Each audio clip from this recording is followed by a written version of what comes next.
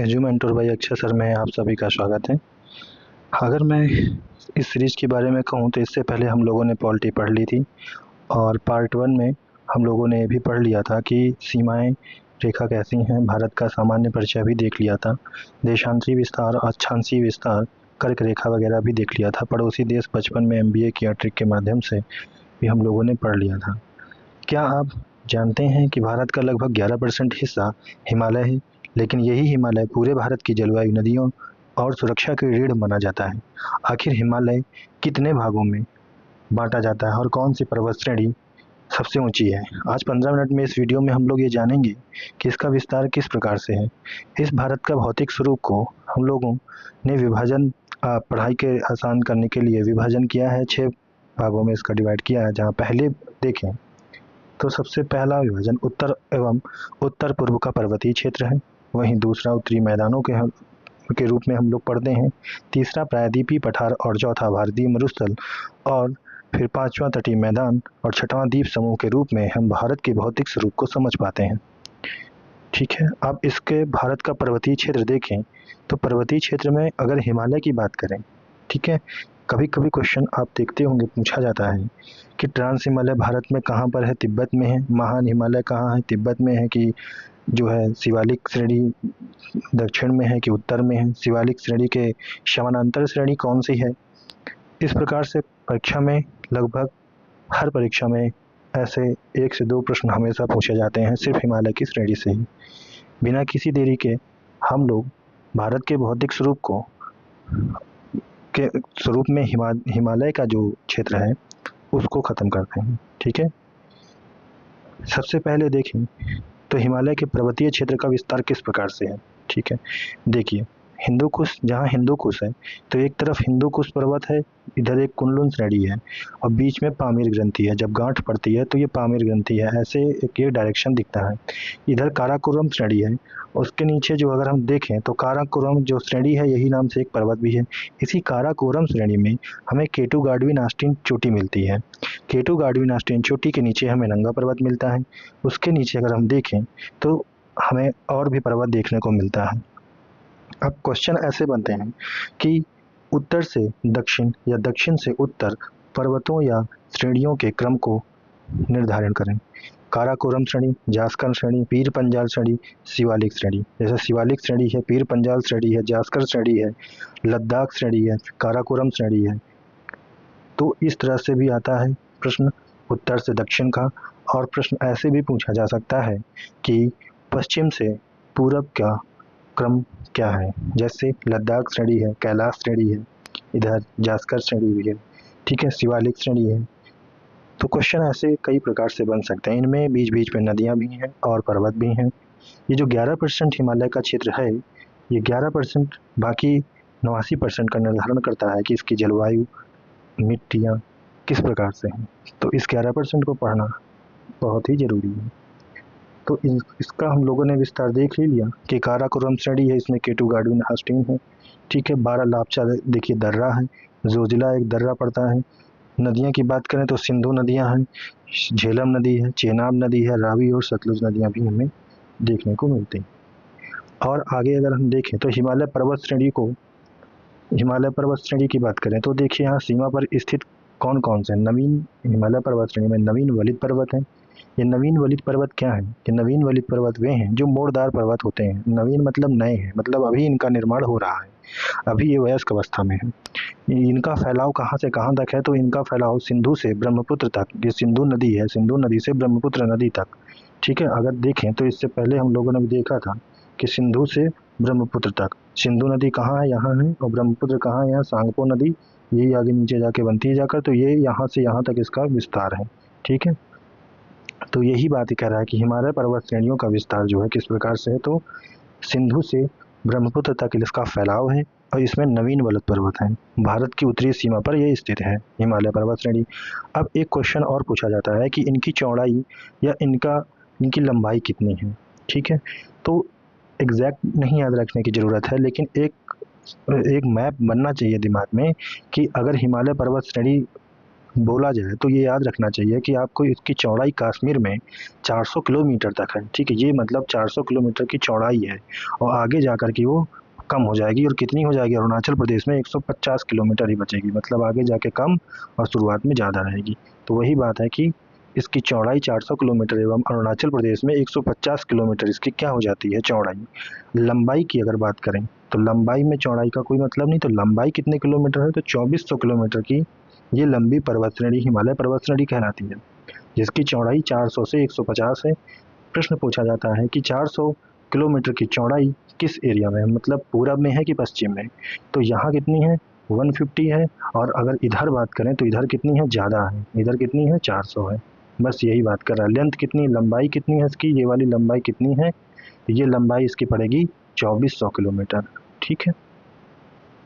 विश्व की सबसे ऊंची पर्वत श्रेणी जो है इसी में है, उसका नाम क्या है? K2 गार्डविनास्टी।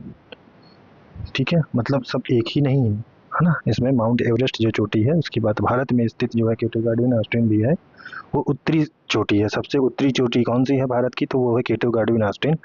अगर ये पूछे कि सबसे ऊंची कौन सी है तो माउंट एवरेस्ट।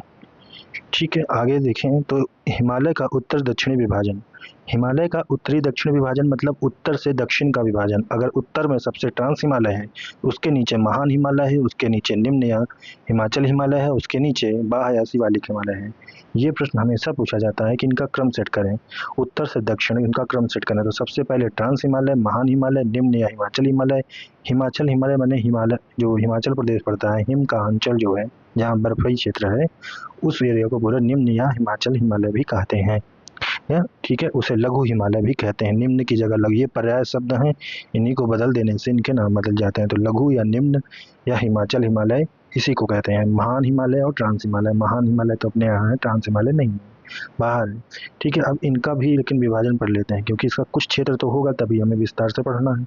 अब ट्रांस या तिब्बत हिमालय, ट्रांस हिमालय को ही हम लोग तिब्बत हिमालय भी कहते हैं। ठीक है, तो तिब्बत हिमालय और ट्रांस हिमालय एक ही को बात करते हैं। इसमें जो पर्वत श्रेणियां हैं, मतलब इसमें जो पर्वत हैं, पर्वत एक नहीं है कोई, उनकी एक श्रेणी है। जैसे इस श्रेणी को हमने पूरा नाम दे दिया क्या? काराकोरम। उसके नीचे एक श्रेणी है जिसे हम लद्दाख कह दिए, उसके नीचे आई जिसे हम जास्कर कह दिए। तो इसी तरह से श्रेणियां होती हैं। अच्छा, ये सतत श्रेणियां नहीं होती, जरूरी नहीं है कि ऐसे पूरी बराबर जाए, हो सकता है इतनी हो फिर यहाँ छूट के बीच में गैप हो जाए और फिर ये पर्वत हो फिर ये छूट जाए, ऐसा भी हो सकता है। तो इसलिए सतत नहीं है। सतत अगर कोई है सबसे ज़्यादा तो वो शिवालिक हिमालय है।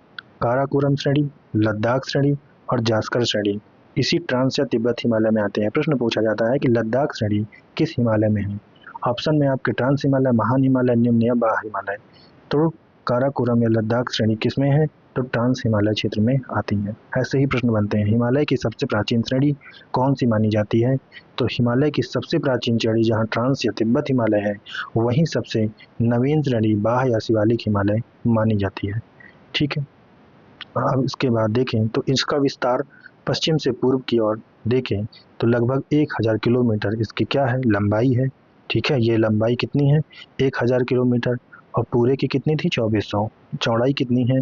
चौड़ाई लगभग 40 किलोमीटर की चौड़ाई है इसकी। फिर महान हिमालय की बात करें तो इसकी प्रमुख चोटियाँ, इनमें कौन कौन सी चोटियाँ प्रमुख हैं? तो वो है माउंट एवरेस्ट। ठीक है, माउंट एवरेस्ट 8848.86 मीटर है। नेपाल में स्थित ये विश्व की सर्वोच्च चोटी है। स्थिति इसकी नेपाल में है। भारत में स्थित सबसे ऊंची चोटी अगर क्वेश्चन पूछे तो K2 गार्डविनास्टी है। और यदि विश्व की सबसे सर्वोच्च ऊंची चोटी पूछे या भारत की सर्वोच्च ऊंची चोटी तो वो माउंट एवरेस्ट ही मानी जाती है। ठीक है, तो कंचनजंगा, कंचनजंगा का जो लंबाई है वो कितनी है? 8598। क्वेश्चन पूछा जाता है कंचनजंगा जो चोटी है वो भारत के किस हिमालय में पड़ती है? ट्रांस हिमालय में, महान हिमालय में, निम्न हिमालय में और शिवालिक हिमालय में। तो ये पड़ती है आपकी महान हिमालय में, जिसे हम और भी नामों से जानते हैं, तो इस नाम में कन्फ्यूजन नहीं होना है। महान हिमालय, आंतरिक हिमालय या हिमाद्री। ठीक है, हिम आद्री।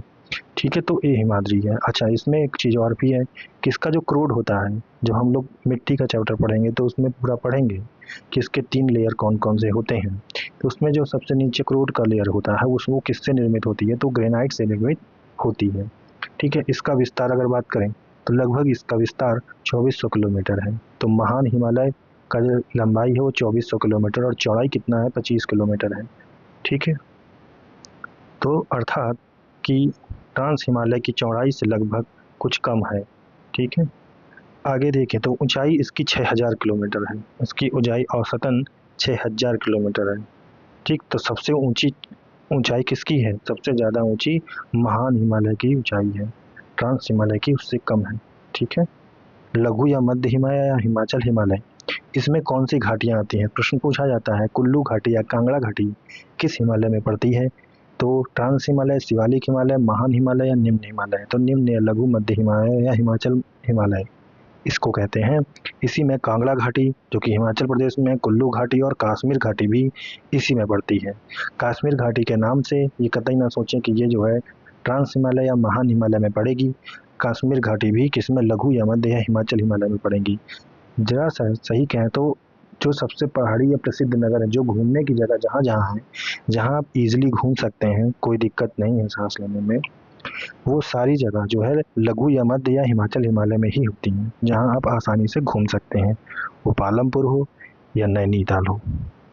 ठीक है, अब आगे देखें तो प्रमुख पर्वत श्रृंखलाएं पीर पंजाल सबसे लंबी श्रृंखला है, धौलाधर श्रेणी और महाभारत श्रेणी, ये श्रेणियां पर्वत श्रृंखलाएं हैं।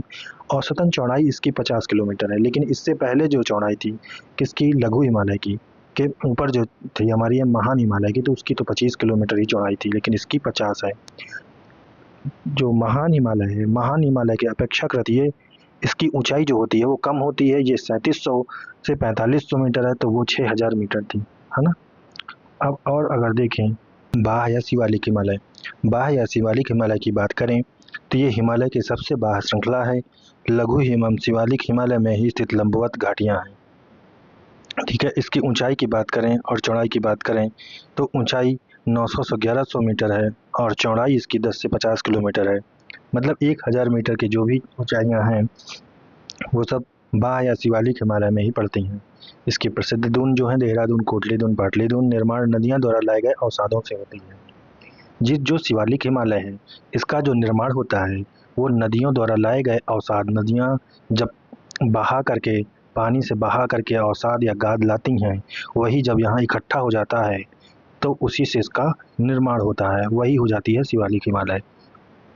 ठीक है, तो अब आगे देखें तो इनका विस्तार देखें थोड़ा सा एक बार, तो ऐसे देखें तो पूर्वी हिमालय की बात करें अगर, तो ये पूर्वी हिमालय में क्या क्या हमें देखने को मिलता है। तो ये देखिए माउंट एवरेस्ट पर्वत। अब आप कमेंट सेक्शन में बताइए कि एवरेस्ट पर्वत हिमालय की किस श्रेणी में पड़ता है। डाफला श्रेणी, यहाँ देखिए डाफला श्रेणी, बोमडिला श्रेणी, ये भी कुछ क्वेश्चन पूछे जाते हैं। उत्तर में डाफला है, फिर दक्षिण में बोमडिला है। एक सबसे ज़्यादा क्वेश्चन पूछने जाने वाले दो क्वेश्चन आपको मैं क्लियर करता हूँ। हमेशा क्वेश्चन पूछे जाते हैं कि गारो श्रेणी, खासी श्रेणी और जयंतिया श्रेणी, इनका क्रम सेट करें। तो इनका श्रेणी पश्चिम से पूरब क्या है, पूरब से पश्चिम क्या है, दोनों आपको याद रखने की ज़रूरत है। तो गारो, खासी, जयंतियाँ, इनका क्रम याद कर लिए। सबसे पहले गारो, फिर खासी, फिर जयंतियाँ श्रेणियाँ पढ़ते हैं। ठीक है, इसी तरह दूसरा क्वेश्चन एक पूछा जाता है कि सबसे उत्तर से दक्षिण का इनका क्रम सेट करें। पटकाई बूम श्रेणियाँ, नागा श्रेणियाँ और मीजो श्रेणियाँ, तो यही इनका क्रम है।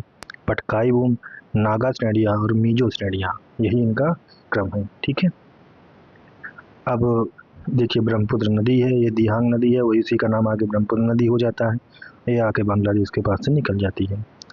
ठीक है, अच्छा इनको अगर देखें तो इन नदियों के विस्तार के हिसाब से भी इनका विभाजन किया गया है। अगर ब्रह्मपुत्र नदी यहाँ से बह रही है और तीस्ता नदी यहाँ से आई है, तो इस तीस्ता नदी और ब्रह्मपुत्र नदी को भी स्पेसिफिक कुछ नाम दे दिया गया है। ठीक है, ये कोसी नदी है, ये तीस्ता नदी है और ये गंडक नदी के पास से है, तो इनके भी क्षेत्रों के नाम दे दिए गए। इसके आधार पे भी इसका विभाजन किया गया, अर्थात जहाँ इससे पहले हम लोगों ने पूर्वी हिमालय, इससे पहले हम लोगों ने महान हिमालय और ट्रांस हिमालय की चर्चा की थी, और उसी प्रकार से इनको हम लोगों ने नदियों के आधार पे इनका डिवाइड कर दिया है, विभाजन कर दिया है, जिससे ये पढ़ने में आसान है। जैसे पंजाब हिमालय का वर्गीकरण जब हम करते हैं तो इसका जो विस्तार है वो सिंधु से सतलज नदी के मध्य होता है। अगर सिंधु नदी इधर है, ये तो पूर्वी हिमालय का हिस्सा है, लेकिन अगर पश्चिम हिमालय की तरफ जाएंगे तो सिंधु हिमालय, और सिंधु हिमालय के पास सतलज नदी होती है, तो सतलज नदी के मध्य का जो विस्तार होता है उसे हम पंजाब हिमालय कहते हैं। प्रश्न ऐसे पूछा जाता है कि सतलज और काली नदी के मध्य के हिमालय को किस नाम से जानते हैं? उसे कुमायूं हिमालय नाम से जानते हैं। यह प्रश्न ऐसे भी पूछा जा सकता है कि असम हिमालय का जो विस्तार है वो किन दो नदियों के बीच पड़ता है? तो तीस्ता नदी और ब्रह्मपुत्र नदी के मध्य इनका पड़ता है। लंबाई का याद करना ज़्यादा जरूरी नहीं है, लेकिन इनका विस्तार बहुत जरूरी है। 1 से 2 क्वेश्चन हमेशा इससे पूछे जाते हैं। तो कुमायूं हिमालय सतलज और काली नदी के मध्य, नेपाल हिमालय काली एवं तीस्ता नदी के मध्य, वही असम हिमालय तीस्ता और ब्रह्मपुत्र नदी के मध्य पड़ता है। ठीक है, कमेंट सेक्शन में आप जरूर बताइए कि शिवालिक हिमालय श्रेणी का जो है लंबाई और इसकी चौड़ाई कितनी है।